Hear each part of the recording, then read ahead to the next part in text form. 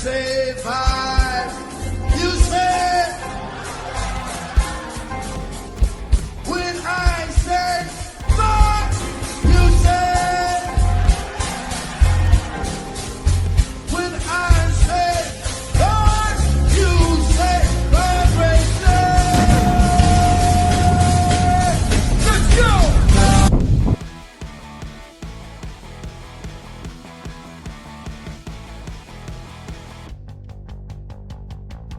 Man, you really gotta love that audio.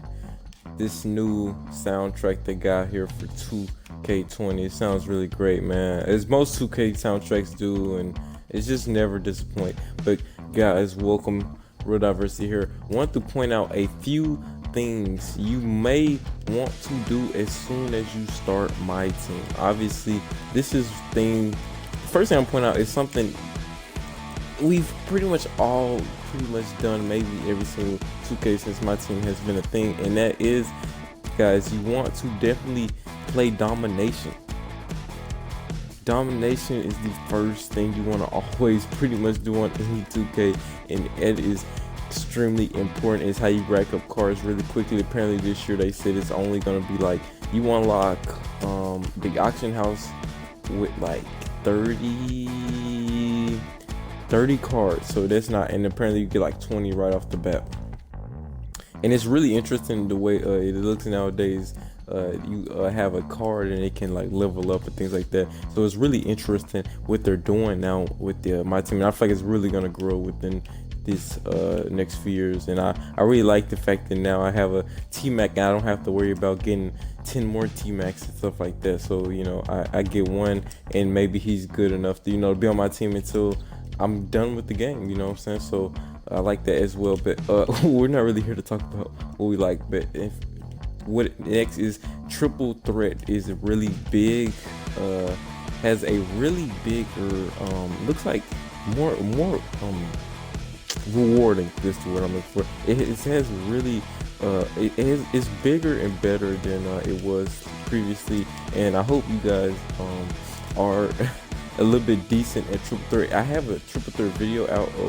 I had a opal video out of how to get some opals, and triple threat was a big part of it. So go check that out if you're still playing 2K19 and want to get some opals. But the big thing was with triple threat, it was a big good money method. But this year it looks like it has a even better and more likely you're getting cards. From what I've noticed or seen from it is you may even be able to obtain cards through triple threat. So that's really like actual player cards, not like shoes or anything like that, but actual player cards. And that is huge, because if you're a good triple threat player, triple threat has almost become like the new Team Unlimited, and if you win enough games you get in a substantial reward. So that is really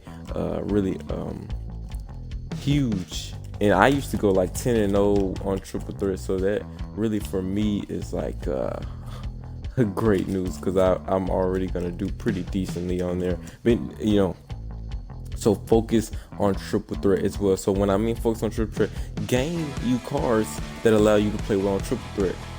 FYI, cards that are very dominant, post scores, slashers, quick players. You get. I know I'm adding De'Aaron Fox as soon as I get in the game. He's the most underrated card in my opinion. Even I've had a De'Aaron Fox on my team since the Opal, the Amethyst one came out, and I had every other one that come out since then. So he's really underrated and things like that. Easy release if you know it. So I'm shooting for cards that, like I said, are just quick, can shoot, slash, post up, just cheese cards in the beginning, and then you want to grind on triple threat, and that is gonna be huge, like I said, with the output. And don't forget domination. You want to just be able to knock out domination. And also your tip here, the 5 cards is gonna give you to start off is Derek is one. Dirk Nowitzki, D Rose, Tracy McGrady, who was Vince Carter, and the center was Hakeem Olajuwon, and those other cards I mentioned.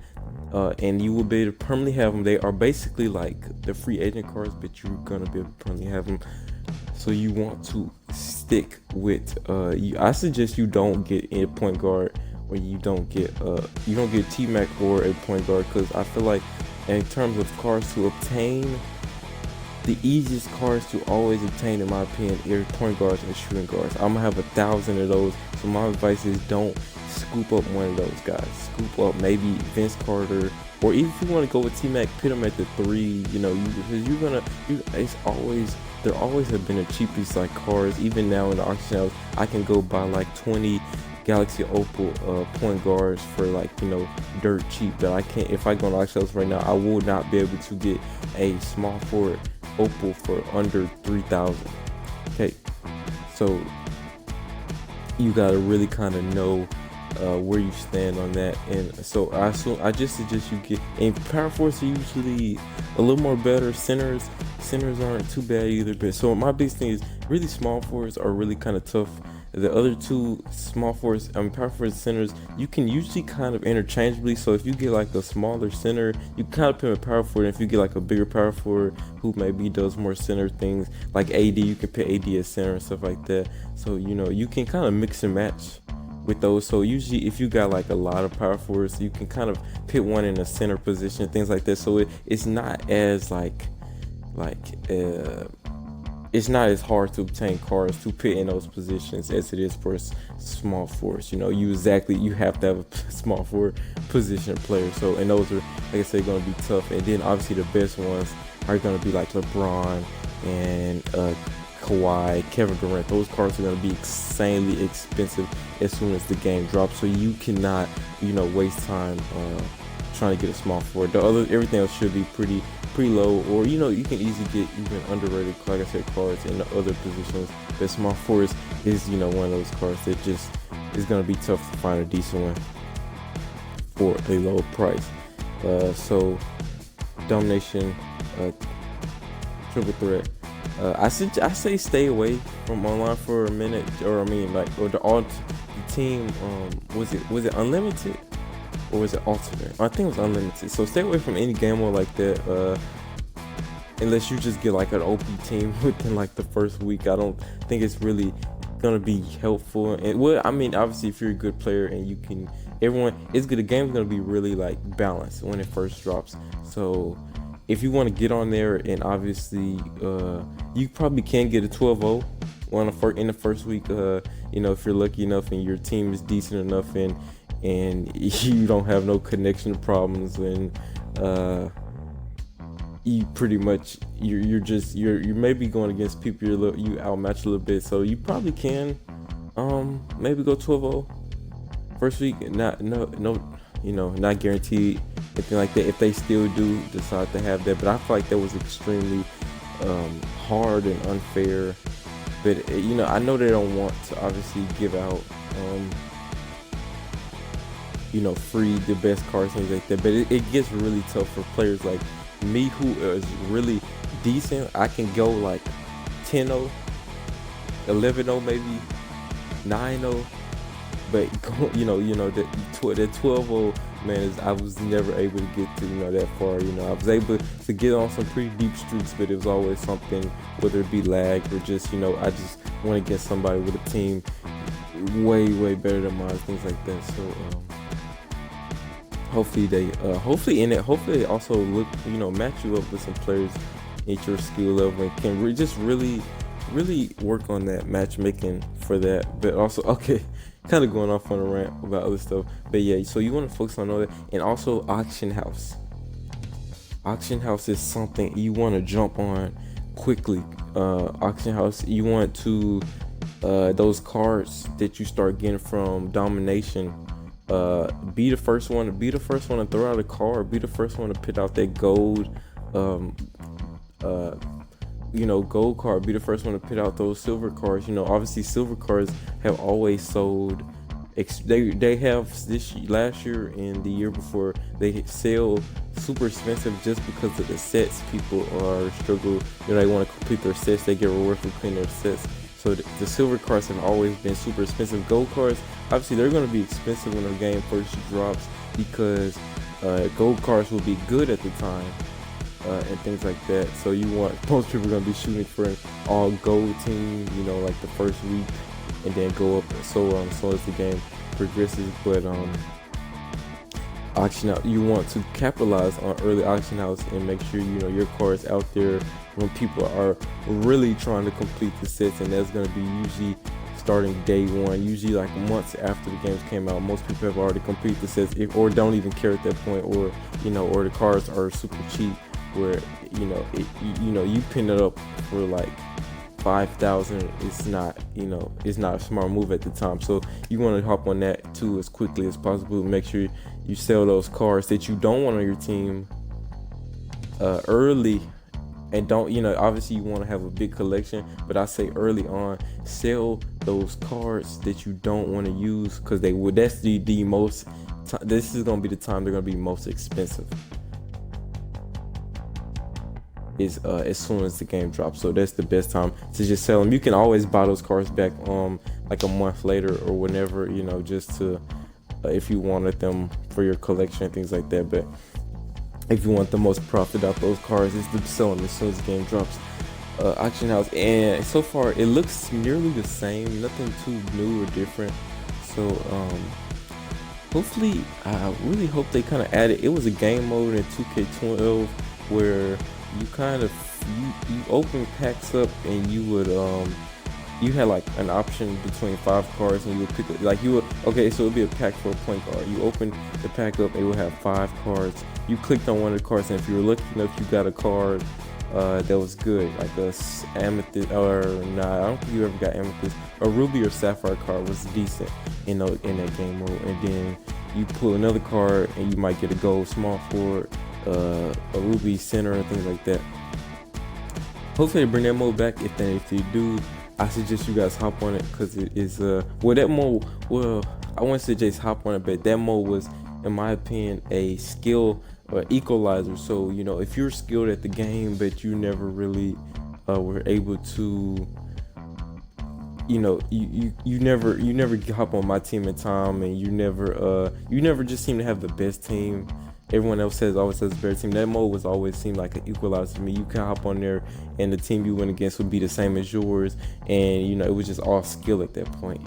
It was nothing, that really, that determined the match except for your skill there. So also, there's gonna be challenges, and like I said, I think free weekly cards. So make sure you get on there and you get those free weekly cards. I don't think they're gonna be doing locker codes early, like within the first week. But if they do, keep an eye out for locker codes. Locker codes can also be huge if you want to, get some easy firepower on your team. Usually, in easy packs, early packs. I wouldn't suggest getting early packs like any of them. I think you're gonna have a Dwayne Wade, obviously because he's a good cover athlete. But I think he's gonna be on the pack.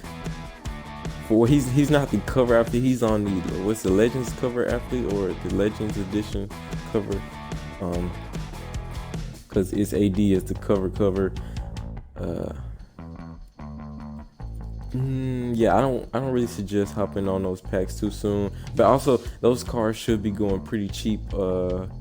Whatever is in those packs, because it's going to be the only pack out. So if the people that do buy those packs, you can just search on the auction house, and they'll probably be getting the same old cards and they're probably so dirt cheap, so you won't even have to worry about getting those packs yourselves. So I suggest you stay away from the packs, because it's not worth pouring money into the game so early on, when you're probably not gonna get nothing but like a ruby card that will be off your team within a month. So it's best to wait till those packs have like diamonds and pink diamonds and things like that in them before you start spending money. And I think pretty much wraps that up. Also challenges.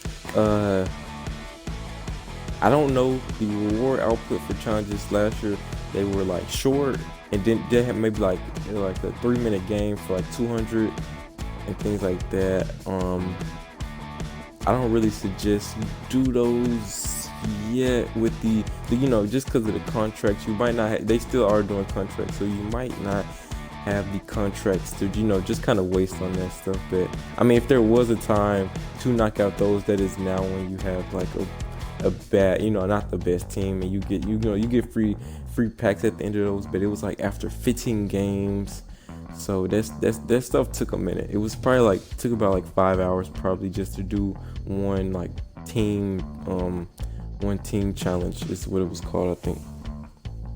So yeah, I think that's it for that. Maybe I can come up with some more ideas. I will definitely come out with another video when the actual game drops and I actually get my hands on it and I'm like, okay, I know I need to do this and this. But so far, that is my plan, is to do everything I said as soon as it jumps off, unless I see something differently or something that makes me not want to actually, say domination doesn't give me any packs for beating the teams or something like that. Maybe then I won't do it or something like that. And I'm not sure. I think, I was gonna say I'm not sure if they're still doing tokens, but yeah, I know for actually a fact they're still doing tokens, which isn't that bad. So if there is any good token methods, hop on those too, because tokens are most important early in the game. Now, when you can get players when tokens, what was the start? Sapphire or is it Sapphire? What was it? It wasn't Amethyst. It was